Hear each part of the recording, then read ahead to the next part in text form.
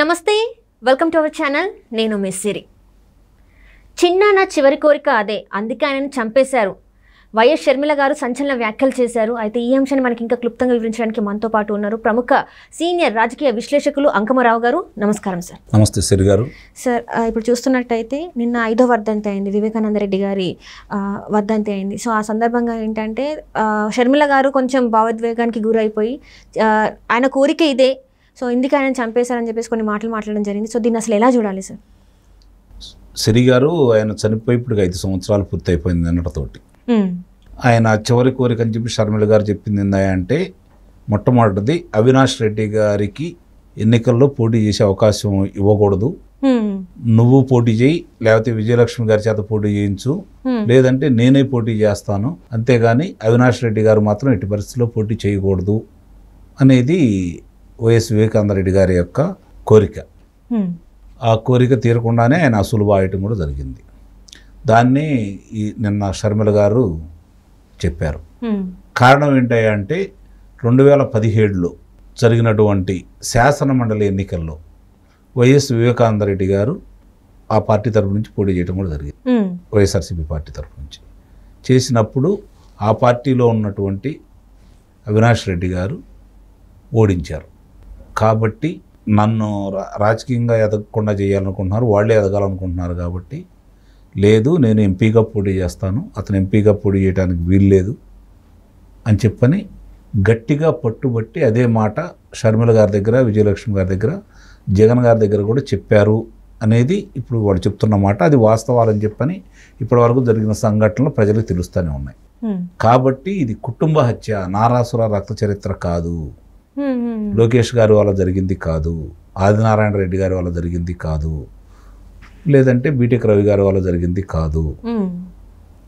లోక్సభ సభ్యుడి స్థానం గురించి ఆధిపత్యం ఎక్కడ మళ్ళీ తిరిగి గనక ఈయన కనుక గెలిస్తే మన ఆటలు సాగవు, రాజకీయంగా మనం వెనకబడిపోతామనే ఉద్దేశంతో అవినాష్ రెడ్డి గారి ప్రోద్బలంతో ఇది జరిగిందని చెప్పని మరొక్కసారి చాలా స్పష్టంగా షర్మిల గారు చెప్పారు. అందుట్లో ఎలాంటి సందేహం కూడా లేదు. అంటే ఇప్పుడు తను పోటీ చేసే అవకాశాలు ఉన్నాయంటారు. అంటే కాంగ్రెస్ పార్టీ తరఫున పోటీ చేస్తారా అసలు, లేకపోతే ఆ ప్లేస్లో సునీత గారినా లేకపోతే మరి సౌభాగ్యమ్మ గారిని నిలబెట్టే అవకాశం ఉందా? చూడాలి. వాళ్ళకి ఇంకా కాంగ్రెస్ పార్టీయే అవకాశం. కాంగ్రెస్ పార్టీ తరఫు నుంచి పోటీ చేస్తే భారతీయ జనతా పార్టీ తోటి సఖ్యతగా ఉన్నటువంటి తెలుగుదేశం పార్టీ, జనసేన కూటమి దూరంగా ఉండదు, అభ్యర్థి నిలబడుతుంది. కాబట్టి ఆలోచించుకోవాలి ఇప్పుడు వాళ్ళు భారతీయ జనతా పార్టీ తరఫున లేకపోతే తెలుగుదేశం పార్టీ తరఫున అని. తెలుగుదేశం పార్టీ తరఫున కనుక పోటీ చేస్తున్నారు అనుకోండి, దానికి చిలవల పొలవలుగా రకరకాలుగా ఊహించుకొని రేపు వచ్చి ప్రచారం చేస్తారు వాళ్ళు. భారతీయ జనతా పార్టీ తరఫున కనుక పోటీ చేస్తే ఆ స్థానాన్ని తెలుగుదేశం పార్టీ మద్దతు తెలుపుతుంది. అంటే ఇప్పుడు చూస్తున్నట్టయితే సార్, ఏంటి మొన్న కూడా చెప్పారు వాళ్ళు, ఢిల్లీలో ప్రెస్ మీట్లో కూడా చెప్పారు, మా అన్న ఇట్లా చేశాడు, ఇది కేవలం కుటుంబ హత్య, మీరు అందరూ మాకు మద్దతు ఇవ్వాలి అని చెప్పేసి అన్నారు. మరి ఇప్పుడు జగన్ గారు దీన్ని ఎలా తీసుకోకపోతున్నారు? మరి జగన్ గారు ఎలా తీసుకుంటారో, ఆయన వీటి గురించి ఎందుకు పట్టించుకుంటారు? వీళ్ళు ఏం మాట్లాడుకున్నా కూడా ఆయన పని ఆయన చేసుకుంటూ వెళ్ళిపోతూ ఉంటాడు. అంటే చెప్తున్నారు కదా సార్, ఇప్పుడు వైఎస్ షర్మిల గారు చెప్తున్నారు, సునీత గారు చెప్తున్నారు, సౌభాగ్యమ్మ గారు కూడా మొన్న మనం చూసాం పేపర్లో ఇంటర్వ్యూ. సో వీళ్ళందరూ చెప్తున్నారు ఇది కుటుంబంలో అసలు మేము ఎవరం ఊహించని విధంగా జరిగిన హత్య. అంటే రాజశేఖర రెడ్డి గారు ఉన్నంత వరకు కూడా మేము చాలా అందరూ అన్యోన్యంగా ఉన్నాము, కానీ ఆయన చనిపోయిన తర్వాత కుటుంబంలో ఇలాంటివన్నీ జరుగుతున్నాయి. సో అంటే తనంత ఆవేదనకు గురవుతుంది, అంటే దాని వెనకాల చాలా వాళ్ళు ఎంతో బాధపడ్డారు ఈ హత్యతోని. సో దీన్ని మనం ఎలా చూడాలి అసలు? అంటే ఇప్పుడు ప్రజలకు అర్థం కావాలి ఏం జరుగుతుంది ఆ కుటుంబంలో, ఎందుకు చంపారు వైఎస్ వివేకానంద రెడ్డి గారు అని. దాదాపు సామాన్య మానవుడికి కూడా ఇప్పుడు అర్థమైపోయింది ఆంధ్ర రాష్ట్రంలో ఉన్న ప్రతి వాళ్ళకి. అది కావాలని చేశారు, ఆధిపత్య పోరులో చేశారు, రాజకీయ కారణాల వల్ల మాత్రమే చేశారు.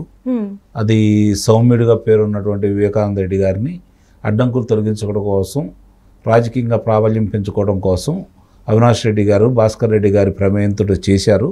కాకపోతే ఇప్పుడు అందరికి అర్థం కాని విషయం ఏంటంటే, అలా చేసిన అతన్ని ఎందుకు జగన్మోహన్ రెడ్డి గారు రక్షించాలని ప్రయత్నం చేస్తున్నారు. ఇది ఇప్పుడు అందరి మనసులో ఉన్న మాట. నిన్న షర్మిల గారు కూడా చెప్పిన మాట ఇది. ఇప్పుడు బాబాయ్ హంతకుడికి నువ్వు ఎలా రక్షణ కల్పిస్తావు అనేది చాలా సూటిగా స్పష్టంగా షర్మిల గారు అడుగుతున్నారు. దానికి ఈరోజు ప్రజల దగ్గర సమాధానం ఉంది. ఓటనే ఆయుధం, వాళ్ళు ఏం చెప్తారనేది చూడాలి. ఇప్పుడు ఆయన చెబుతుంది కదా, మన దగ్గర ఉన్న ఆయుధం ఓటే, కాబట్టి దీనికి సహకరించినటువంటి మా అన్నైనా సరే దీనికి అతీతుడు కాదు, కాబట్టి మీరు ఆ పార్టీని ఓడించండి మా బాబాయ్ గారి ఆత్మ శాంతి చేకూర్చుండి అని చెప్పి వాళ్ళు కోరుకుంటున్నారు. అవును సార్. అంటే ఇప్పుడు అలాగే ఇప్పుడు చూస్తుంటే బీజేపీ టీడీపీ జనసేన కూటమి తర్వాత ఫస్ట్ టైం మన మోడీ గారు వస్తున్నారు చిలకలూరుపేటకి. మరి ఆ సభలో ప్రజల్ని తన వైపు తిప్పుకోవడానికి ఇప్పుడు మరి వివేకానంద రెడ్డి గారి హత్య గురించి మాట్లాడే అవకాశం ఉందంటారా? అది సిబిఐ వాళ్ళ పరిధిలో ఉంది కాబట్టి, న్యాయస్థానాల పరిధిలో ఉంది కాబట్టి ప్రధానమంత్రి గారి స్థాయిలో దాని గురించి మాట్లాడకపోవచ్చు. అంటే ఎలాంటి సందేహం కూడా ఏం లేదు. అంటే ఇప్పుడు చూస్తున్నట్టయితే సార్, బీజేపీని ప్రజలు చాలా వ్యతిరేకిస్తున్నారు. అంటే ఈ 5 సంవత్సరాల పాటు రాష్ట్రానికి ఎలాంటిది చేయలేదు, అభివృద్ధి పరంగా ఎలాంటిది మీరు ఇవ్వలేదు, నిధుల పరంగా కూడా అని చెప్పేసి రాజధాని ఇవ్వలేదు. మరి అలాంటప్పుడు మాట్లాడకపోతే ఈ ప్రజల్ని ఎలా, అంటే జగన్ గురించి మాట్లాడకపోతే ప్రజలు ఎట్లా తనకి అట్రాక్ట్ అవుతారు? అంటే ప్రత్యక్షంగా మాట్లాడరు కానీ ఇంకా చాలా అంశాలు ఉన్నాయి. రాజధాని నిర్మాణం, పోలవరం, రాష్ట్రంలో జరుగుతున్నటువంటి అవినీతి, నిరంకుశ పాలన, వీటి గురించి అమరావతి రైతులకి ఆ రోజు నేనే నా చేతులతోటి మట్టి నీరు పవిత్రమైన గంగా జలం అన్నీ కలిపి, నదుల జలాలన్నీ కలిపి తీసుకొచ్చాను. అలాగే మన ఢిల్లీలో ఉన్నటువంటి లోక్సభ భవనానికి సంబంధించి మట్టి కూడా తీసుకుని వచ్చాను. అంటే అందరూ అక్కడ ఎలా అయితే ఉంటారో అన్ని రాష్ట్రాల వాళ్ళందరిదే ఉద్దేశంగా మీరు భావించాలి. కాబట్టి నా చేతులతోటి శంకుస్థాపన జరిగినటువంటి రాజధానిని తిరిగి నేనే ప్రారంభిస్తాను. ఆ అవకాశం నాకే కలగజేసింది. ఎందుకు అవంతరాలు ఏర్పడే అని చెప్పాల్సిన బాధ్యత ఆయన మీద ఉంటుంది. అంటే రాజధాని ఆవశ్యకత, పోరాడిన మహిళా రైతుల యొక్క త్యాగాన్ని, వాళ్ళ పోరాటాన్ని మెచ్చుకుంటూ వాళ్ళ మనసులను గెలుచుకొని, అట్లాగే ఆంధ్ర రాష్ట్ర ప్రజలందరికీ కూడా ఏకైక రాజధాని అమరావతి అని ఆయన చెప్పాల్సిన బాధ్యత ఆయన మీద ఉంటుందని చెబుతారని ప్రజలు భావిస్తున్నారు. చెబితే మనసులు గెలుచుకున్నట్టే. అలాగే చూసినట్టయితే ఇప్పుడు మరి షర్మిల గారికి మద్దతు పలికే అవకాశం ఉందంటారా? మరి కడప అనేది వైఎస్ఆర్ కుటుంబ సభ్యులకి కంచుకోట లాంటిది, అంటే వైసీపీ పార్టీకి కూడా కంచుకోట లాంటిది. మరి అలాంటి ప్లేస్లో మరి సునీత గారు కావచ్చు, షర్మిల గారు కావచ్చు, సౌభాగ్యమ్మ గారు కావచ్చు, వీళ్ళు ముగ్గురు ఎవరు నిలిచినా మరి వాళ్ళకి పట్ట కట్టే అవకాశం ఉందంటారా? అంటే రాజకీయంగా సంబంధించినంత వరకు కూడా కాంగ్రెస్ పార్టీ నిలబడ్డ ఎక్కడ కూడా భారతీయ జనతా పార్టీ మాత్రం సహకరించదు. వాళ్ళు కనుక సునీత గారు కావచ్చు, సౌభాగ్యం గారు కావచ్చు, కాంగ్రెస్ పార్టీ తరఫున నిలబడితే మాత్రం వాళ్ళకి సహకారం ఉండకపోవచ్చు భారతీయ జనతా పార్టీ నుంచి.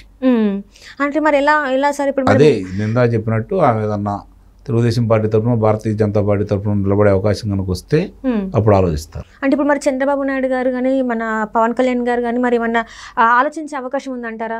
అంటే పొత్తులో భాగంగా పొత్తు ధర్మానం వాళ్ళు కూడా దాటి రాలేరు కదా, కాబట్టి అవకాశం ఉండకపోవచ్చు. కాకపోతే వాళ్ళ శ్రేణులు అయితే అక్కడ వాళ్ళందరూ అయితే వాళ్ళు కనుక స్వతంత్రంగా నిలబడితే మద్దతు తెలపచ్చు. అంటే ఈసారి గెలుపుకి చేరుకోలేరంటారా? వైసీపీ ఎవరైతే నిల్చుంటారో అభ్యర్థి అసలు వైసీపీ గెలిచే పరిస్థితి లేదు అక్కడ, అది మాత్రం వాస్తవం. వైసీపీ అయితే గెలిచే పరిస్థితి లేదు. అంటే ఈసారి ఎక్కడైనా కూడా కంచుకోట లాంటి కడపలో కూడా గెలిచే పరిస్థితి లేదు.